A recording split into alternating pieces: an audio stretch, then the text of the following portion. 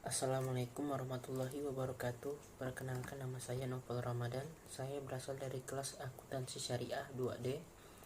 Saya di sini akan menjelaskan materi yang berjudul ijtihad.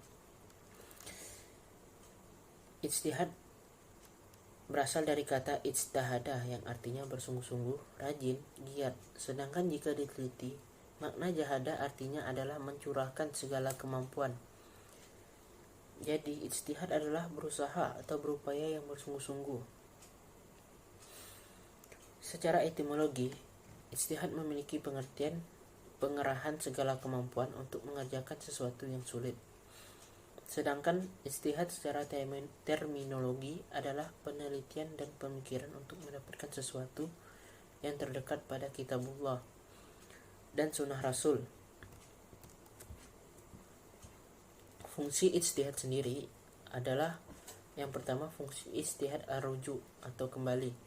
Maksudnya mengembalikan ajaran-ajaran Islam kepada Al-Quran dan Sunnah. Yang kedua, fungsi ijtihad al-ihya atau kehidupan. Maksudnya menghidupkan kembali bagian-bagian dari nilai-nilai dan semangat Islam agar mampu menjawab tantangan zaman. Yang ketiga, fungsi ijtihad al-inabah atau pembenahan. Maksudnya memenuhi ajaran-ajaran Islam yang telah diijtihadi oleh ulama terdahulu. Ijtihad tidak dapat dilakukan oleh sembarang orang, yang artinya hanya orang-orang tertentu saja yang dapat melakukan ijtihad. Syarat-syaratnya yaitu yang pertama, mempunyai pengetahuan yang luas dan mendalam, mempunyai pemahaman yang baik itu bahasa Arab, ilmu tafsir, usul fikih, dan tarik atau sejarah, mengetahui cara mengistinbatkan perumusan hukum dan melakukan qiyas, mempunyai akhlakul karimah. Selanjutnya, macam-macam ijtihad. Yang pertama ada ijma. Ijma adalah suatu kesepakatan para ulama dalam menetapkan hukum agama Islam berdasarkan Al-Quran dan hadis. Yang kedua, qiyas. Qiyas adalah suatu penetapan hukum terhadap masalah baru yang belum pernah ada sebelumnya, namun mempunyai kesamaan dengan masalah lain sehingga ditetapkan hukum yang sama. Yang ketiga, maslahah mursalah adalah suatu cara penetapan hukum berdasarkan pada pertimbangan manfaat dan kegunaannya. Yang keempat, syuhuduz zariyah adalah suatu pemutusan hukum atas hal yang mubah, makruh atau haram demi kepentingan umat. Yang kelima, istishab adalah suatu penetapan suatu hukum atau aturan hingga ada alasan tepat untuk mengubah ketetapan tersebut. Yang keenam, urf adalah penetapan bolehnya suatu adat istiadat dan kebebasan atau suatu masyarakat selama tidak bertentangan dengan Al-Quran dan hadis. Yang ketujuh, istisan, suatu tindakan meninggalkan satu hukum kepada hukum lainnya karena adanya dalil syarak yang mengharuskannya. Selanjutnya, ruang lingkup ijtihad. Dalam pembahasan ijtihad, kita harus mengetahui bahwa tidak semua permasalahan harus diterjemahkan atau dicari solusinya dengan cara ijtihad.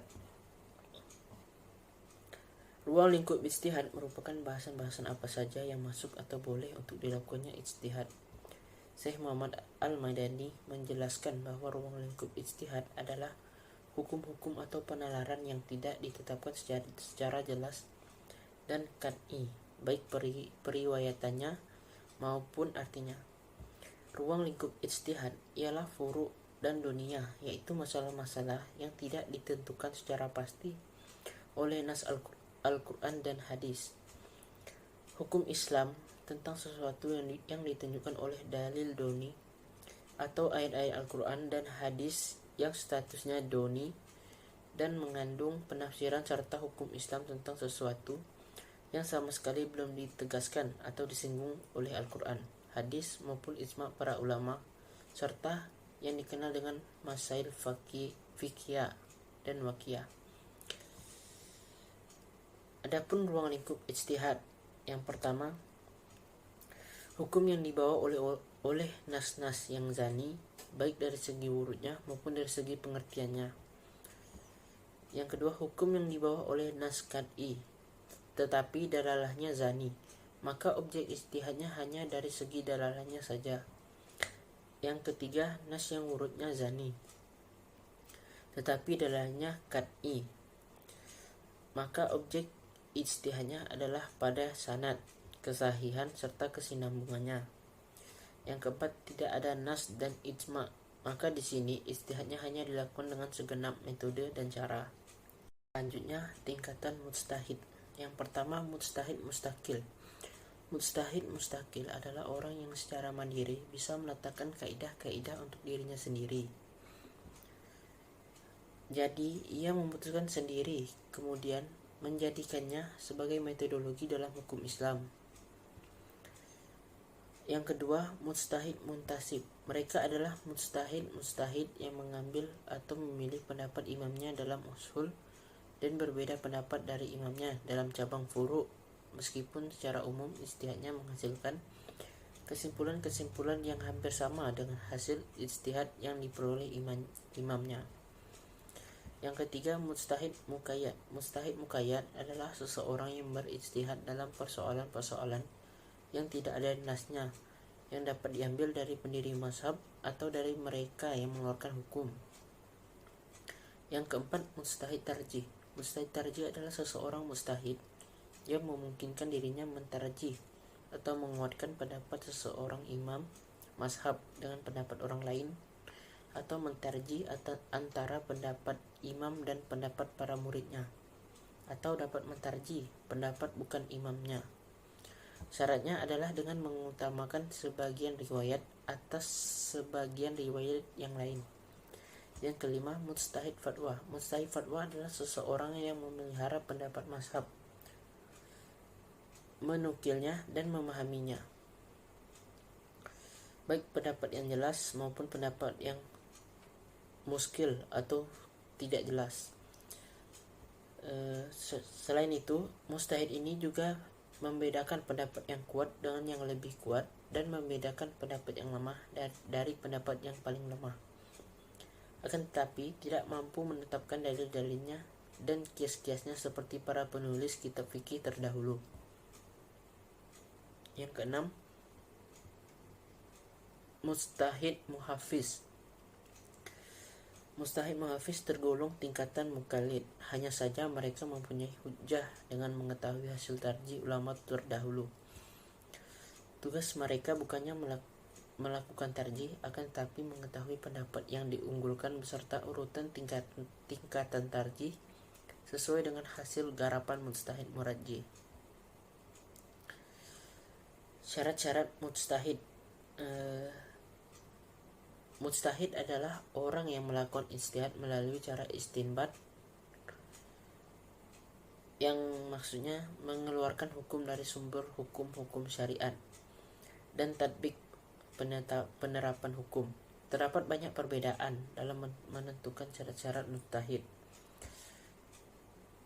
Syarat-syarat mujtahid yang pertama yaitu mengetahui Al-Quran, yang kedua mengetahui asbab al-nuzul, yang ketiga mengetahui nasikh dan mansukh, yang keempat mengetahui as-sunnah, yang kelima mengetahui ilmu diroyah hadis, yang keenam mengetahui hadis yang nasikh dan mansukh, yang ketujuh mengetahui asbab al-wurud hadis, yang kedelapan mengetahui bahasa Arab, yang kesembilan ijma', yang kesepuluh mengetahui usul fikih, yang ke-11 mengetahui maksud dan tujuan syariah, ke-12 mengenal manusia dan kehidupan sekitarnya, yang ke-13 bersifat adil dan takwa. Selanjutnya, dasar hukum ijtihad. Dasar hukum ijtihad yang pertama terdapat dalam Al-Quran surat An-Nisa ayat 105, yang artinya, sesungguhnya kami telah menurunkan kepadamu Alkitab dengan benar, agar kamu menetapkan di antaranya manusia dengan jalan yang ditunjukkan oleh Allah kepadamu. Yang kedua, surat An-Nisa ayat 59 yang artinya, hai orang-orang yang beriman, taatilah Allah dan taatilah Rasul-Nya. Kemudian jika kamu berlainan pendapat tentang sesuatu, maka kembalikanlah ia kepada Allah dan Rasul. jika kamu benar-benar beriman kepada Allah dan hari kemudian. Yang ketiga, surat An-Nisa ayat 83 yang artinya, dan kalau mereka menyerahkannya kepada Rasul dan ulil amri di antara mereka, tentulah orang-orang yang ingin mengetahui kebenarannya akan dapat mengetahuinya dari mereka. Salah satu contoh ijtihad adalah suatu peristiwa yang pernah terjadi di zaman Khalifah Umar bin Khattab, yang mana pada saat itu para pedagang muslim mengajukan suatu pertanyaan kepada Khalifah, yakni berapa besar cukai yang wajib dikenakan kepada para pedagang asing yang melakukan perdagangan di wilayah Khalifah. Jawaban dari pertanyaan tersebut belum termuat secara terperinci di dalam Al-Quran dan hadis.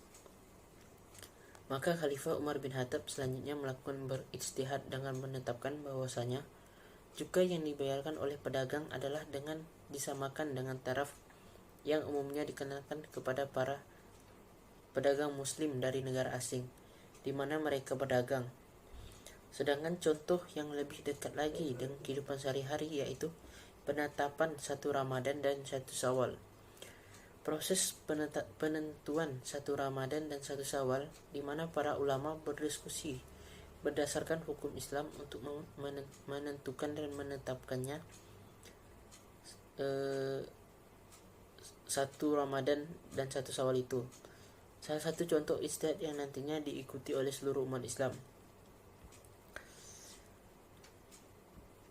Dasar logika dibolehkannya ijtihad adalah karena keterbatasan nas Al-Quran dan Sunnah jika dibandingkan dengan banyaknya peristiwa yang dihadapi oleh umat Islam.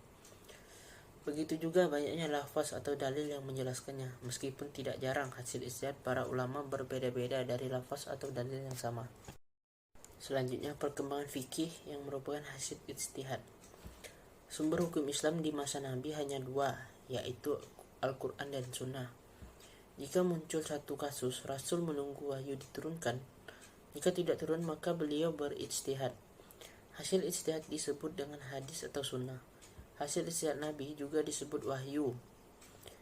Pada masa Nabi, seringkali para sahabat dilatih berijtihad dalam berbagai kasus, seperti kasus sholat di Bani Quraizah, kasus tawanan perang, kasus tayamum Ibnu Mas'ud dan Umar bin Khattab yang dibenarkan oleh Nabi. Selain menggunakan nas, ijtihad juga dapat dilakukan dengan ra'yu. Hal ini disebabkan tidak semua masalah ada nasnya.